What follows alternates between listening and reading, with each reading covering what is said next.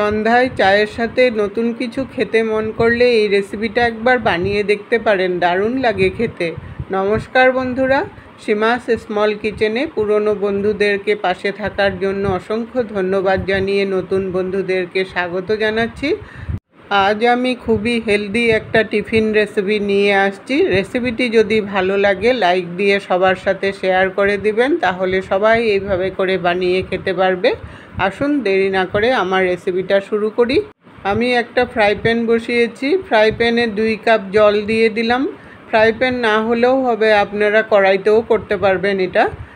জলটা দিয়ে স্বাদ অনুসারে নুন দিয়ে দিলাম। হাফ টিস্পুন চিলি ফ্লেক্স দিয়ে দিলাম। ঝাল খেতে না চাইলে চিলি ফ্লেক্সটা স্কিপ করতে পারেন। চিলি ফ্লেক্সটা আর নুনটা দিয়ে ভালো করে মিশিয়ে নিয়ে এখন জলটা ফুটতে দিব। জলটা ফুটে গেছে। ধনেপাতা কুচি দিয়ে দিলাম সামান্য পরিমাণে।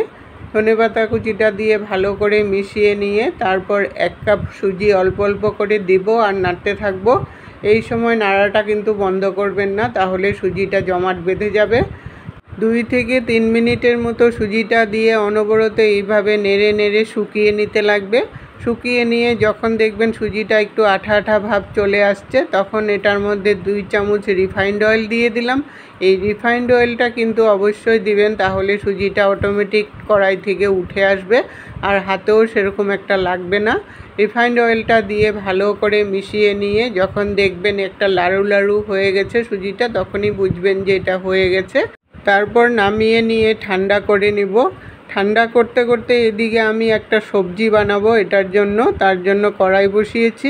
কড়াই বসিয়ে 3 চামচ রিফাইন্ড অয়েল দিয়ে দিলাম। আপনারা ইচ্ছা করলে সরষের তেল দিয়েও বানাতে পারবেন এটা। তেলটা গরম হতে হতে এদিকে আমি কি সবজি নিয়েছি সবজিগুলো দেখাচ্ছি। ক্যাপসিকাম, গাজর, বাঁধাকপি, টমেটো, পেঁয়াজ আর কাঁচা লঙ্কা কুচি নিয়েছি। সবজিগুলো সব কুচি করে নিতে হবে, তাহলে রেসিপিটা ভালো হবে। এই সবজিগুলো অবশ্য আপনারা আপনাদের খুশি মতো নিতে পারেন, যে যেমন ভালোবাসেন। তেলটা গরম হয়ে গেছে। এখন হাফ টিস্পুন জিরা দিয়ে দিলাম আর হাফ টিস্পুন সর্ষে দিয়ে দিলাম। জিরা আর সর্ষেটা একটু ভাজা করে নিয়ে তারপর পেঁয়াজ কুচিটাকে দিয়ে দিলাম। পেঁয়াজ কুচিটা প্রথমে একটু ভাজা করে নিলে সুন্দর একটা ফ্লেভার আসবে সবজিটার মধ্যে, তখন খেতেও ভালো লাগবে। হালকা ব্রাউন কালার যতক্ষণ না হয়ে যায় ততক্ষণ পেঁয়াজটা ভাজা করে নিয়ে তারপর আমি এক এক করে সব সবজিগুলো দিব। এখন গাজর, বাঁধাকপি আর লঙ্কাটা দিয়ে অল্প সময় একটু মিশিয়ে নিয়ে তারপর ক্যাপসিকাম কুচিটা দিয়ে দিলাম, কারণ ক্যাপসিকামটা একটু নরম জিনিস, তাই একটু পরে দিলে ভালো হয়।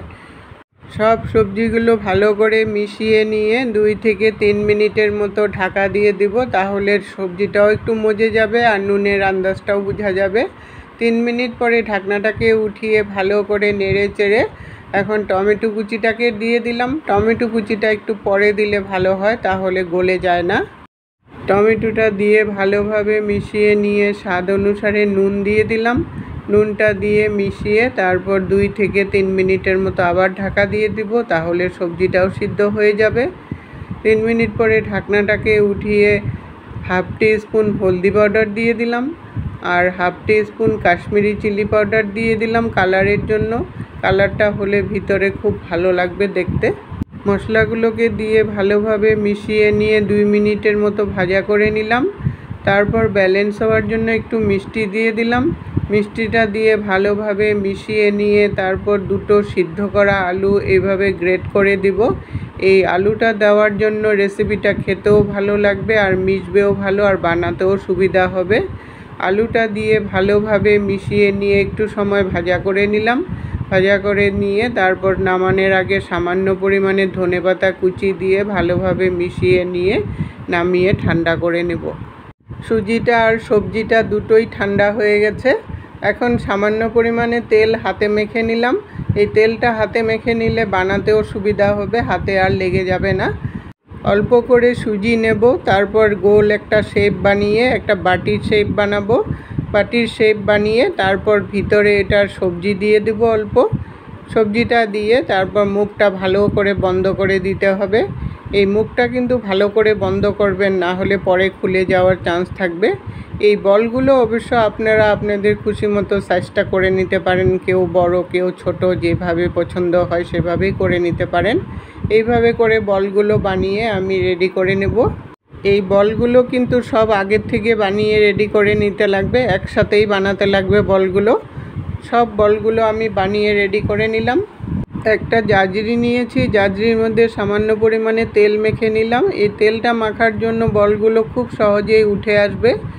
এখন একটা সসপ্যানে জল বসিয়ে জাজরিটা দিয়ে দিলাম, দিয়ে তারপর একটা একটা করে সব বলগুলো একসাথে দিয়ে দিব।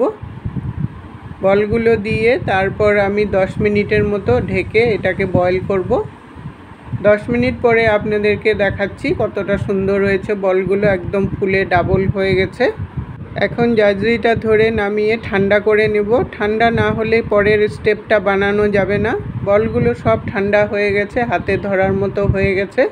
এখন একটা ফ্রাই প্যান বসিয়েছি। ফ্রাই প্যানে আমি 2 চামচ রিফাইন্ড অয়েল দিয়ে দিলাম। তেলটা ভালো করে গরম করে নিয়ে হাফ টিস্পুন জিরা দিয়ে দিলাম আর হাফ টিস্পুন সর্ষে দিয়ে দিলাম। জিরা আর সর্ষেটা একটু ভাজা করে নিয়ে তারপর 15-20টা কারি পাতা দিয়ে দিলাম। এই কারি পাতাটা কিন্তু অবশ্যই দিবেন, তাহলে খেতে ভালো লাগবে, ফ্লেভারটাও খুব সুন্দর আসবে। কারি পাতাটা একটু ভাজা করে নিয়ে হাফ টিস্পুন লঙ্কার গুঁড়ো দিয়ে দিলাম। এটা কাশ্মীরি লঙ্কার গুঁড়ো, কালারের জন্য দেওয়া হয়েছে। তো এটা দিলে খুব সুন্দর একটা উপরে কালার হবে, বলগুলো দেখতেও ভালো লাগবে। লঙ্কার গুঁড়োটা তেলের সাথে ভালো করে মিশিয়ে নিয়ে তারপর অল্প ধনেপাতা কুচি দিয়ে দিলাম। ধনেপাতা কুচিটা দিয়েও একটু ভাজা করে নিলাম। ভাজা করে নিয়ে তারপর বলগুলো দিয়ে দিলাম। এই সময় ফ্লেমটা কিন্তু একদম লোতে রাখবেন, না হলে মশলাটা পুড়ে যাওয়ার চান্স থাকবে। বলগুলো দিয়ে একটু সময় উল্টিয়ে পাল্টিয়ে ভাজা করে নিতে লাগবে। আপনারা ইচ্ছা করলে এই স্টেপটা স্কিপও করতে পারেন। যারা একটু ঝালঝাল খেতে ভালোবাসেন তারা এই স্টেপটা ফলো করতে পারেন, আর যাদের ঝাল খাওয়া উচিত না বা ভালোবাসেন না তারা এই স্টেপটা স্কিপ করতে পারেন। আমি প্রায় 3 থেকে 4 মিনিটের মতো এইভাবে উল্টিয়ে পাল্টিয়ে ভেজে তারপর যখন একটু লাল লাল হয়ে আসলো নামিয়ে নিলাম। নামিয়ে নিয়ে তারপর পুদিনা চাটনি আর টমেটো চাটনি দিয়ে পরিবেশন করলাম। এটা কিন্তু কোনো চাটনি দিয়েই খেতে ভালো লাগে। বলগুলো দেখুন ভিতর থেকে কতটা সফট হয়েছে, আর খেতেও কিন্তু দারুণ লাগে। আপনারা একবার হলেও ট্রাই করে দেখবেন। আজকের টিপস, কোনো সবুজ চাটনি বানালে একটু লেবু চিপে দিবেন, তাহলে সবুজ কালারটা একদম অনেকক্ষণ থাকবে। এতক্ষণ সঙ্গে থেকে বহুমূল্য সময় দিয়ে ভিডিওটা দেখার জন্য অসংখ্য ধন্যবাদ বন্ধুরা।